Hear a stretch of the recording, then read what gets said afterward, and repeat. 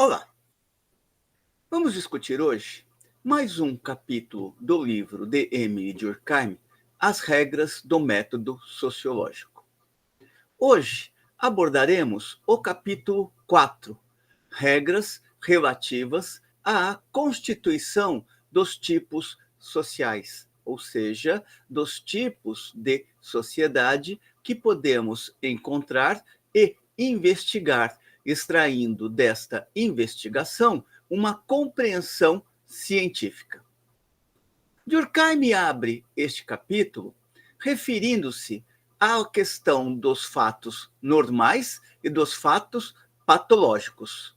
Um fato social, portanto, uma determinada manifestação coletiva, uma determinada instituição, só pode ser qualificada de normal ou de anormal em relação a uma espécie social determinada, ou seja, a um tipo social a um tipo específico de sociedade. É ele que vai, este tipo específico de sociedade, que vai apontar se um fato social, uma instituição, está em sintonia com as necessidades daquela organização social, ou então já foi vencida historicamente e não representa mais utilidade para aquela determinada forma de organização social. Lembremos que, para Durkheim, a saúde de uma sociedade se mede pelo fato de que ela conta com instituições, com organizações que atendem às necessidades da consciência coletiva. Portanto, um fato social só pode ser qualificado de normal ou de anormal em relação a uma espécie social determinada. Daí a necessidade da constituição de um ramo da sociologia dedicado a investigar estas espécies de sociedade e a classificá-las. Embora Durkheim abra o texto com esta passagem, não é esta questão central que está interessando a ele neste capítulo.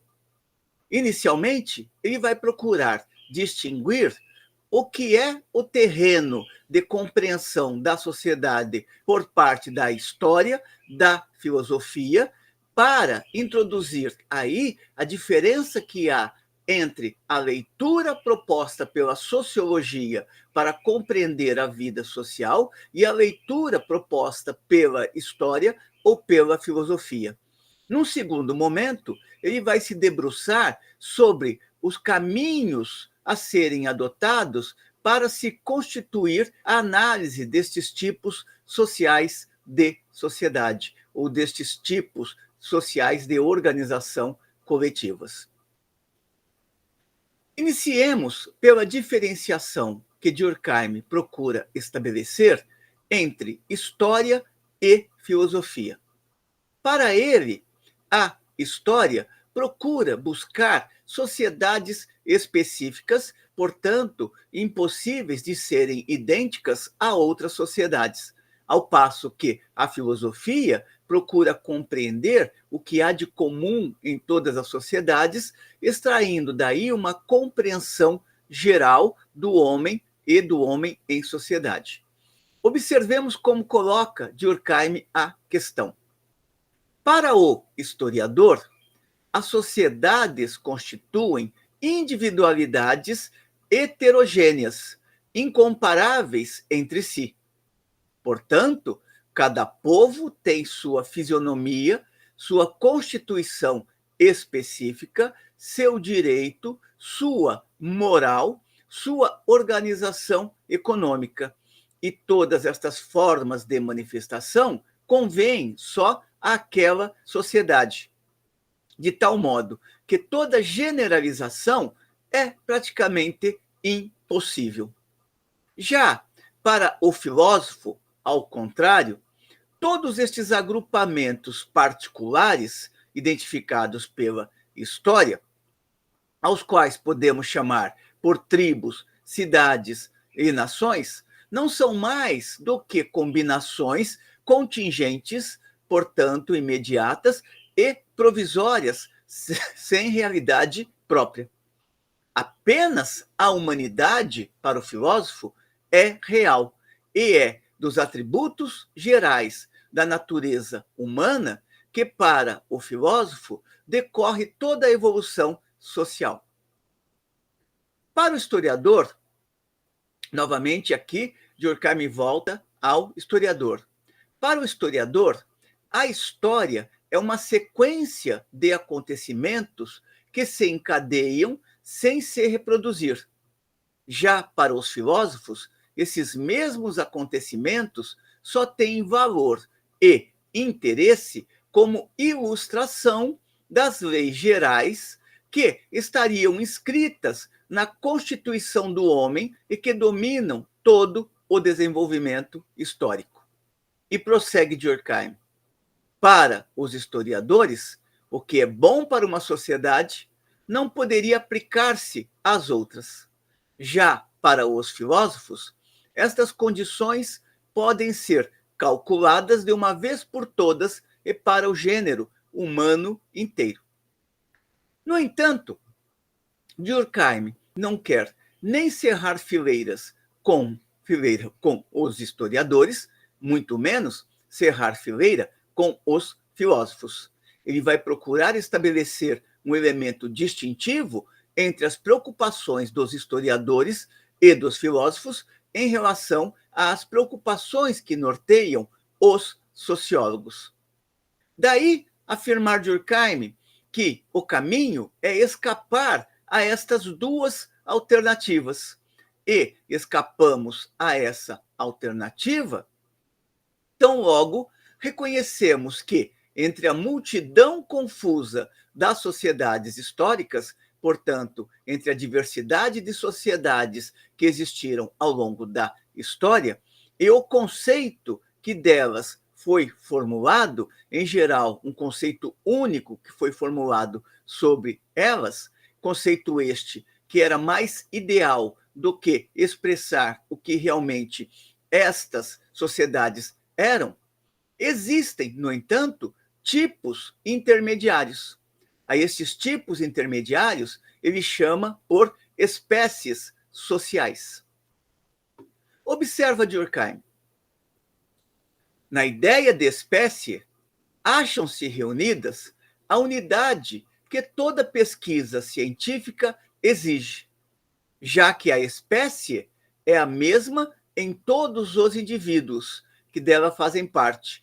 E, por outro lado, as espécies diferem entre si. Continua sendo verdade, prossegue Durkheim, que as instituições morais, jurídicas, econômicas, etc., são infinitamente variáveis. Mas, porém, estas variações não são de natureza a não permitir nenhuma apreensão do que elas são pelo pensamento científico. Para Durkheim, Comte desconsiderou este fato e procurou estabelecer uma lei única para todas as sociedades. Por ter desconhecido a existência de espécies sociais, Comte julgou poder representar o progresso das sociedades humanas como idêntico ao de um povo único, ao qual seriam idealmente referidas todas as modificações consecutivas observadas nas populações distintas. Lembremos que, em Comte, prevalece a lei dos três estados: o estado teológico, o estado metafísico e o estado científico, caminho inevitável para as sociedades, elas transitando de um estado para o outro. Se existe, é que, de fato, se existe apenas uma única espécie social, as sociedades particulares não podem diferir entre si, a não ser em graus, conforme apresentem mais ou menos completamente os traços constitutivos desta espécie única, conforme exprimam mais ou menos perfeitamente a humanidade. Aqui, Durkheim apresenta os traços gerais do pensamento de Comte.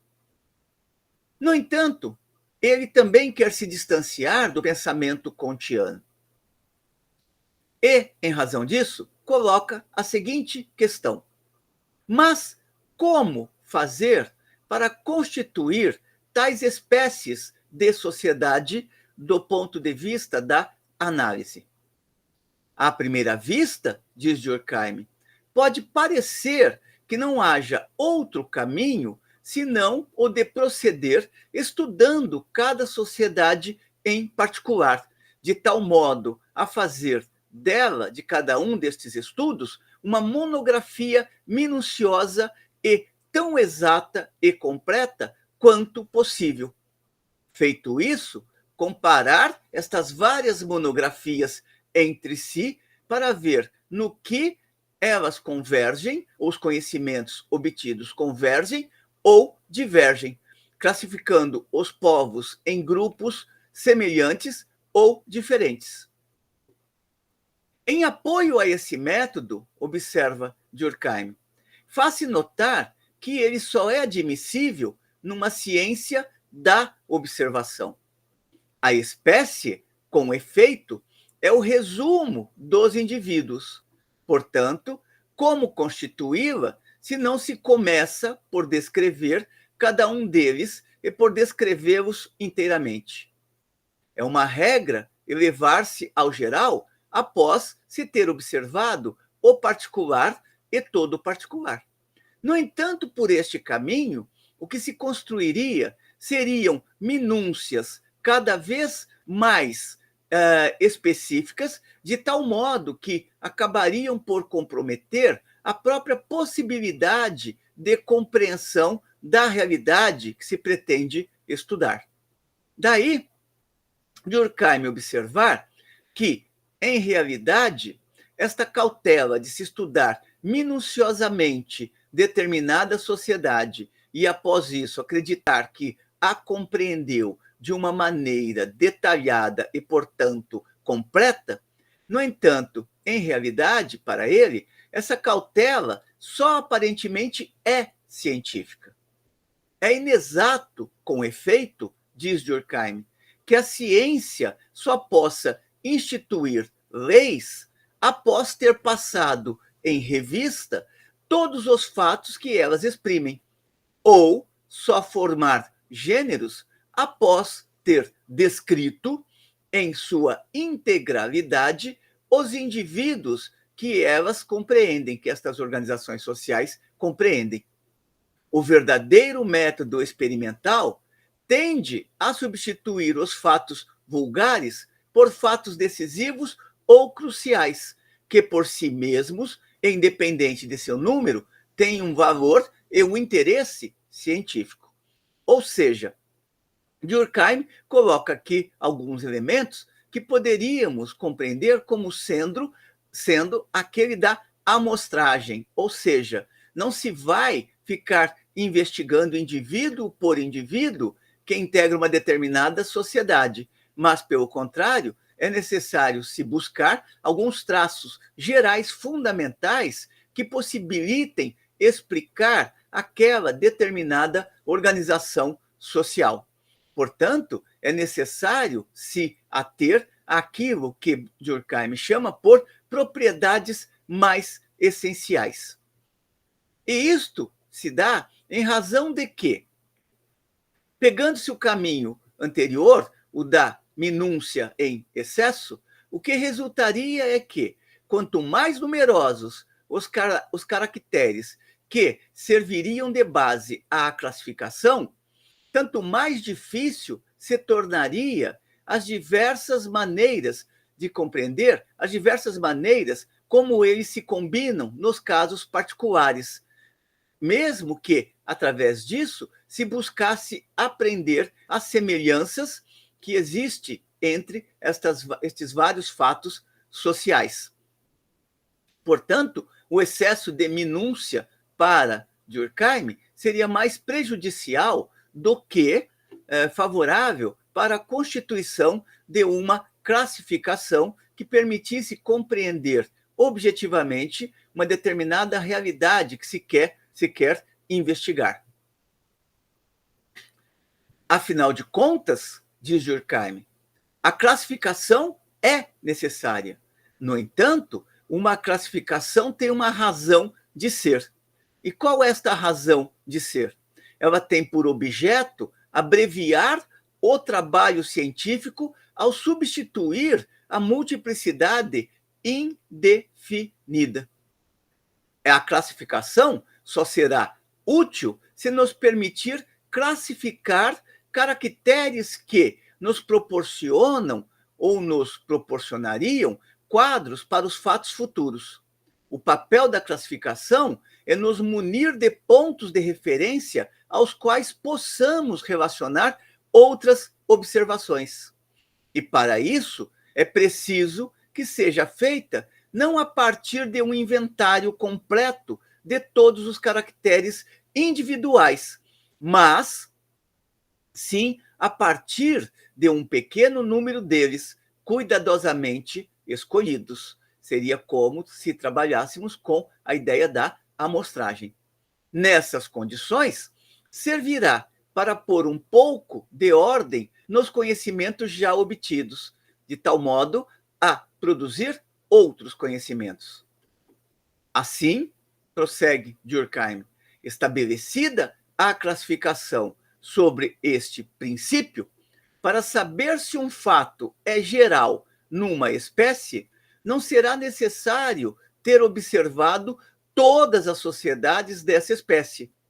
Algumas apenas, ou seja, a observação de algumas sociedades será suficiente.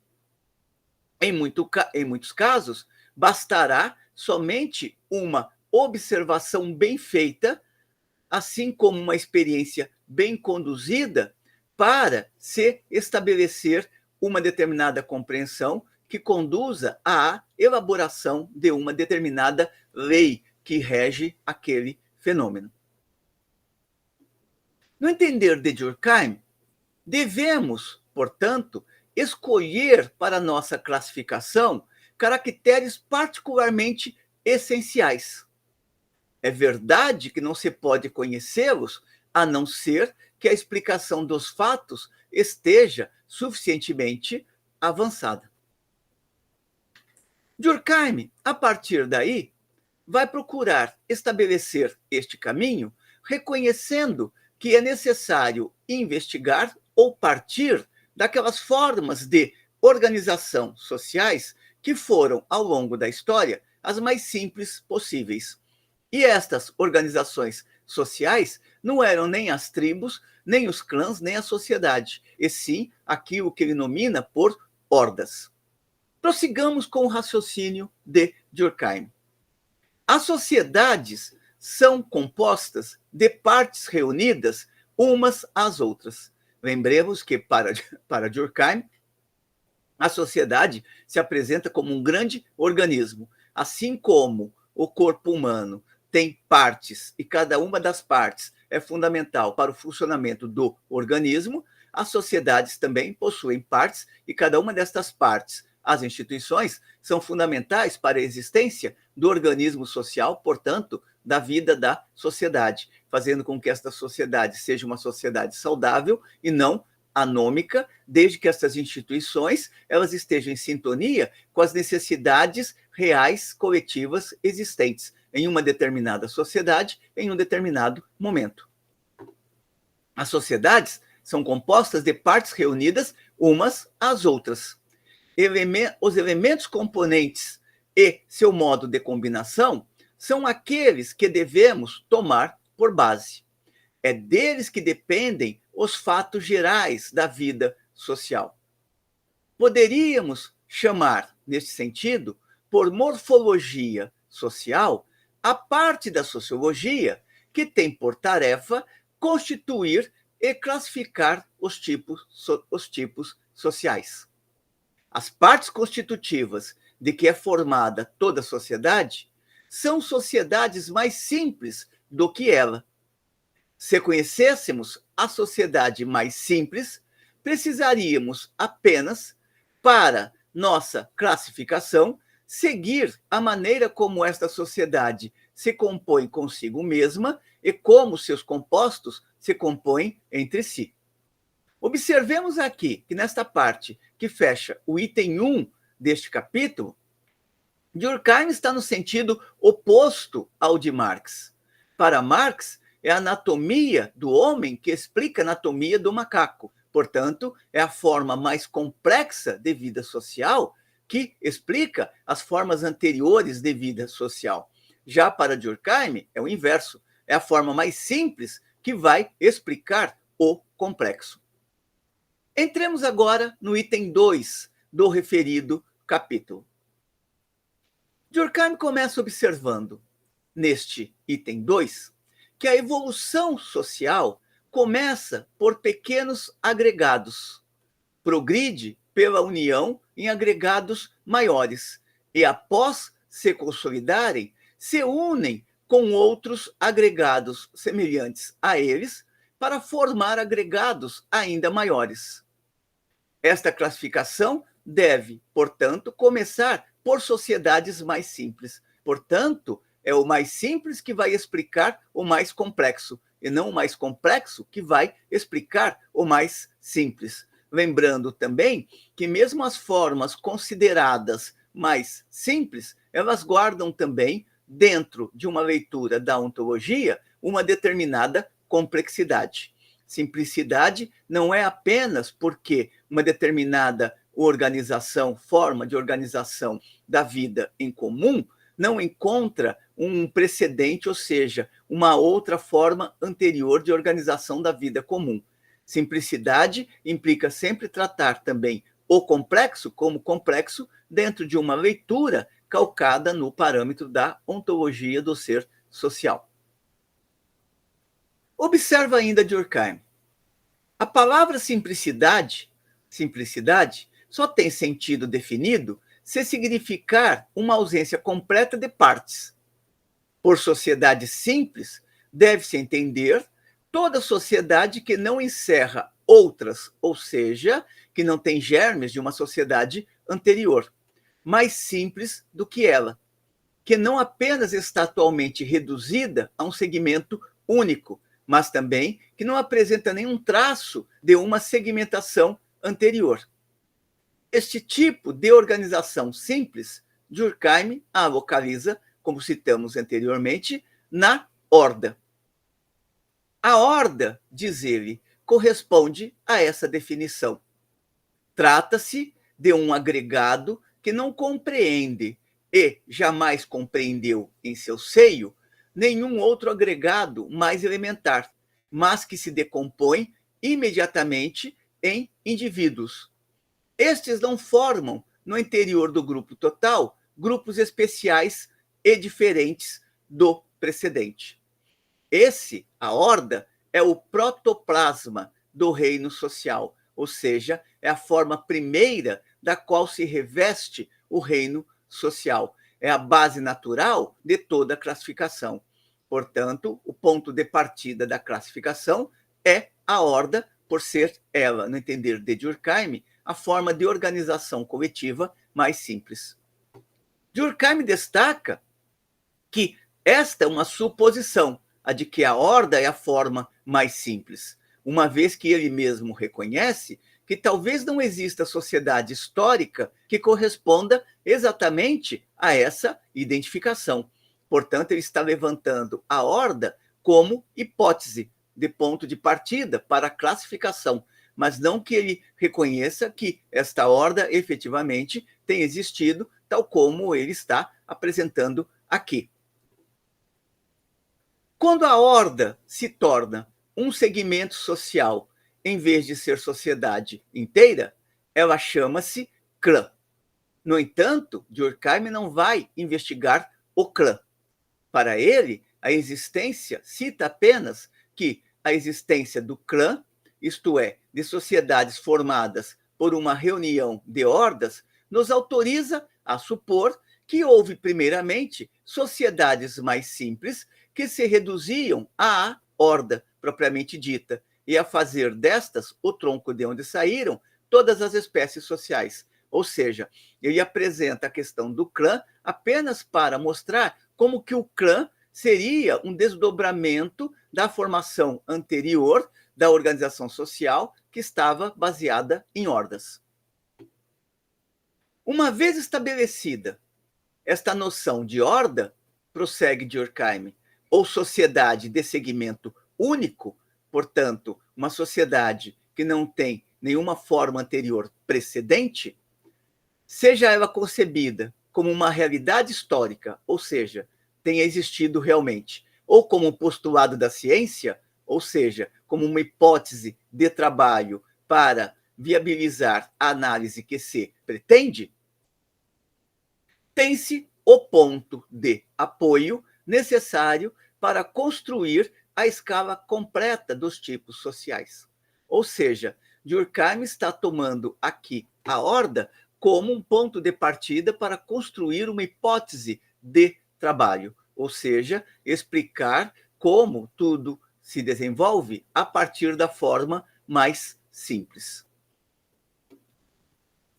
Prossegue Durkheim.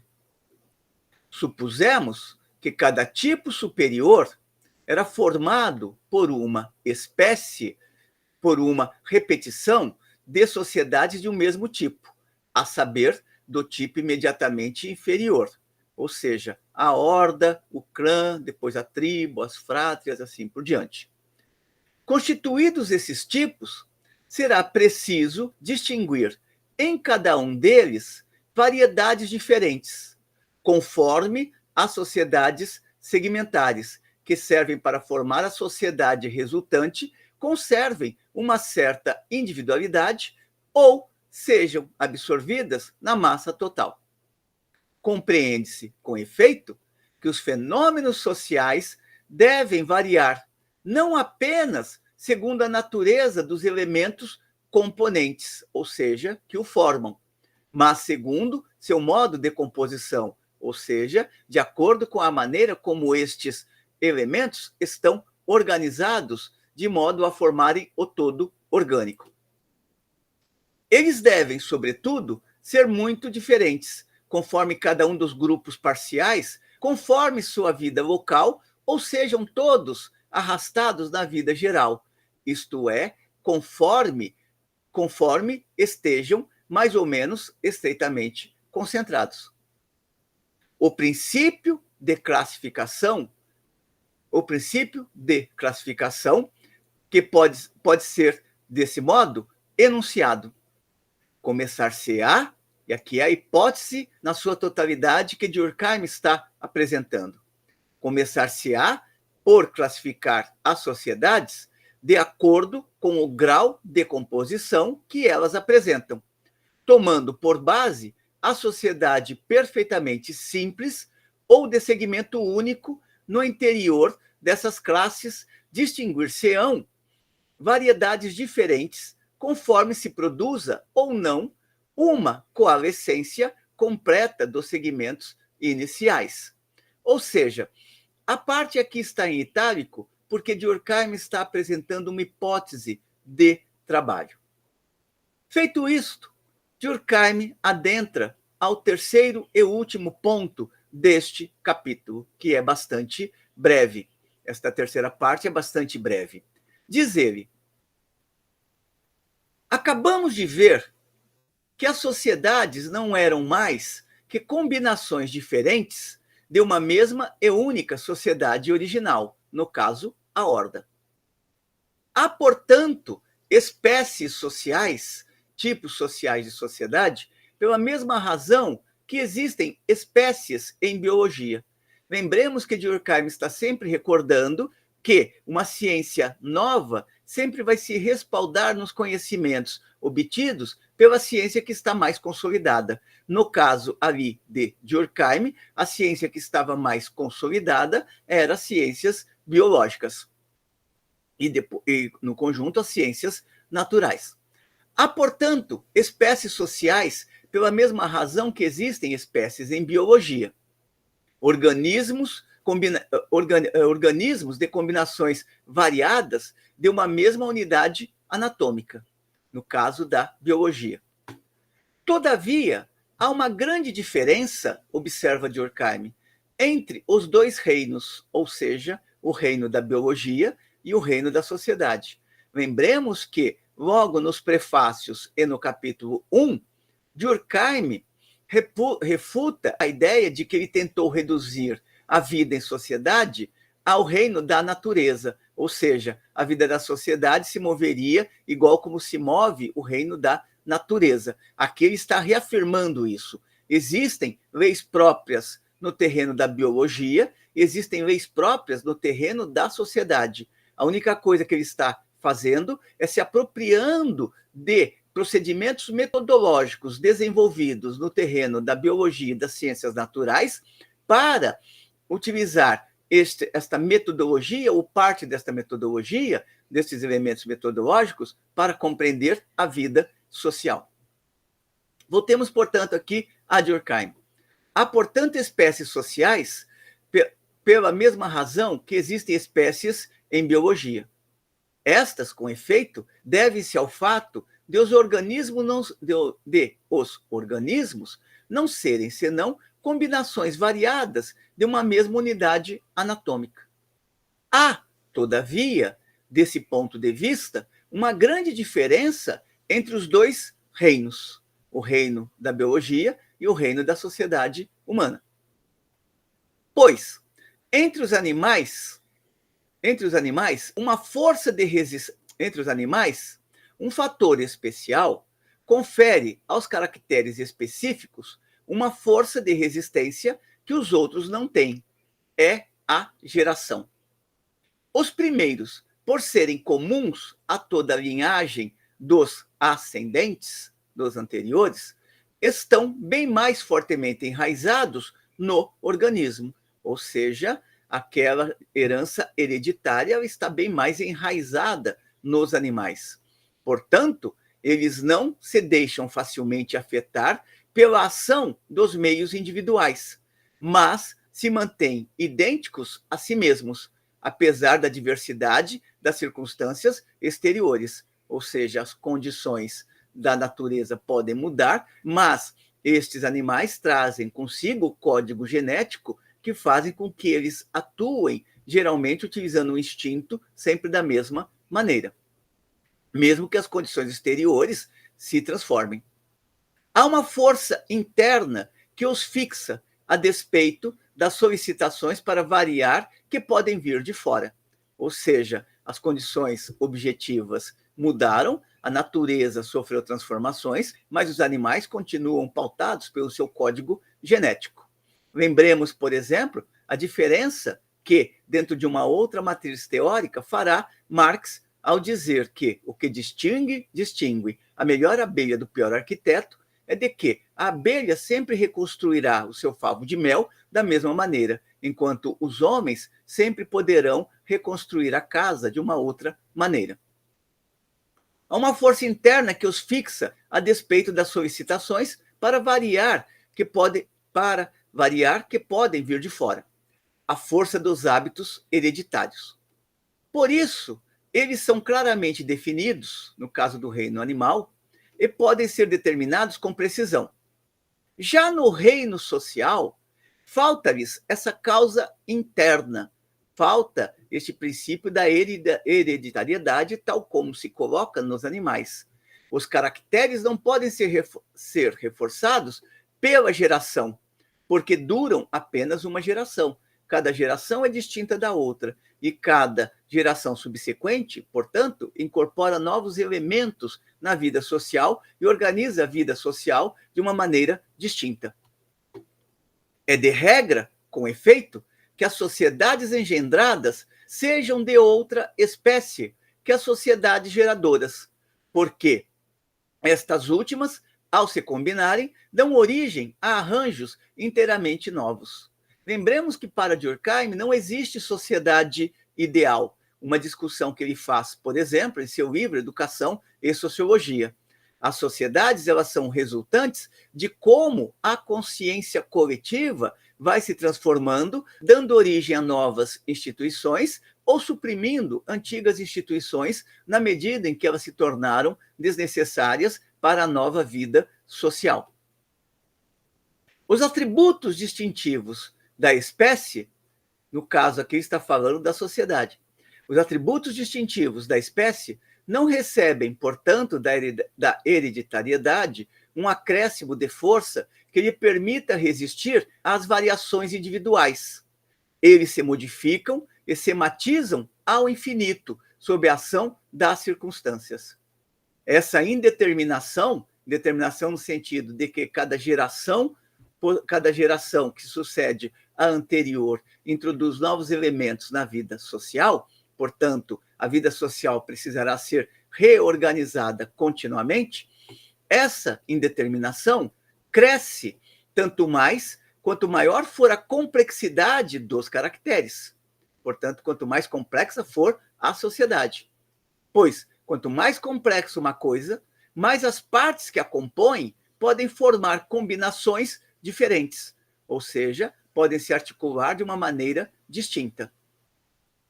Daí resulta que o tipo social específico, para além dos caracteres mais gerais e mais simples, não apresenta contornos tão definidos como em biologia.